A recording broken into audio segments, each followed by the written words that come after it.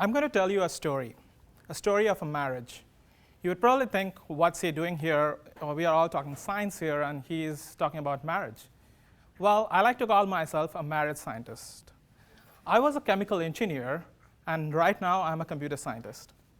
I'm going to tell you how matter and data science have got together and are going to get married. I'm going to tell you the story, how they came to being together. This is data science. He's single and lonely, just like me, and he's looking to find a soulmate. Well,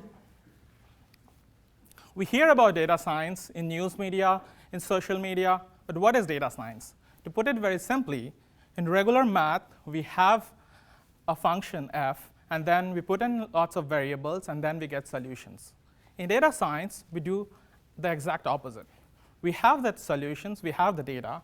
Now we try to find the approximate function. As Michael told you about automated cars, data science is applied in all domains, whether it be reading Hillary Clinton's emails to almost everything. Now let me introduce the bride. She is materials. She's also single and ready to mingle, and she has recently started to go out with data. Well, as you know, marriage is not about the groom. You rarely hear about groomzillas, right? It's about the bride. So I'm going to talk to you about her history. Materials discovery is not new.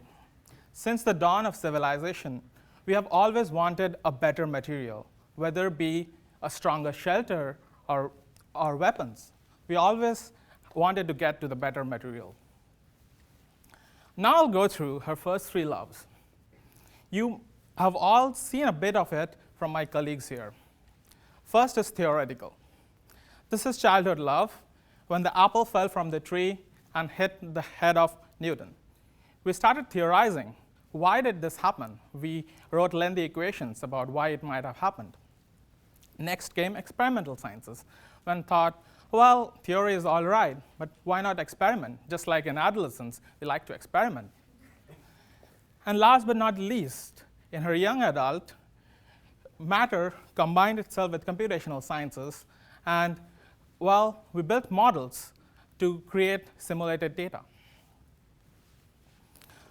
What is wrong with matter? I mean, is she not happy? She got 3 good lovers all her life. She's not still happy. She's still not settling. Well, the problem is experiments take time.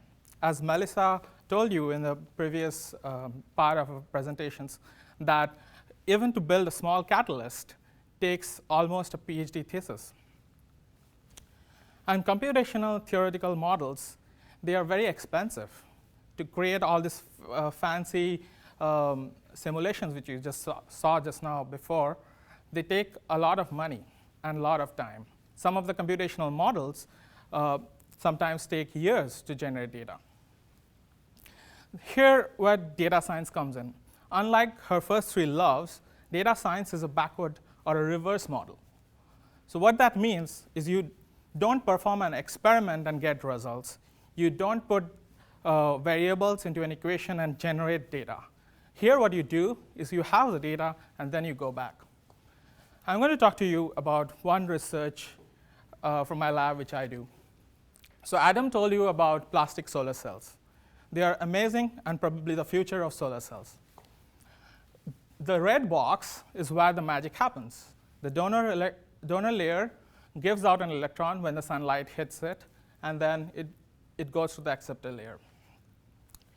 The problem with plastic is that you can have tons of combinations. So you can have tons of combinations for acceptors. You can have tons of combinations for donors. We found the solution in fingerprints. Just like human beings have fingerprints, chemical compounds can be uniquely identified by molecular fingerprints. So what we did is put in this set of molecular fingerprints for this set of donors and acceptors, and we built models. We let these predictive models run, and then we chose the models which had good accuracy. So right now, what we have is we have built a function which can sort of modulate from the initial compounds, which are the donors and the acceptors, to the efficiency of the solar cells. Now, once we have this beautiful model, we can now generate combinations. And we can, without doing expensive experiments, we can think of how would the efficiency of possible donors and acceptors look like even without doing experiments. Well, as you know, that you learn from your previous relationships. It's just not your future relationship where you learn. You learn a lot from before. So I need this data. I need data from my colleagues in experimental and computational sciences to do my data sciences. So no offense to them if they're feeling a bit sad. So I feel data science and matter have a great future together because we need affordable ways to do materials discovery. And with data science, we can achieve a lot of that. Thank you, everyone.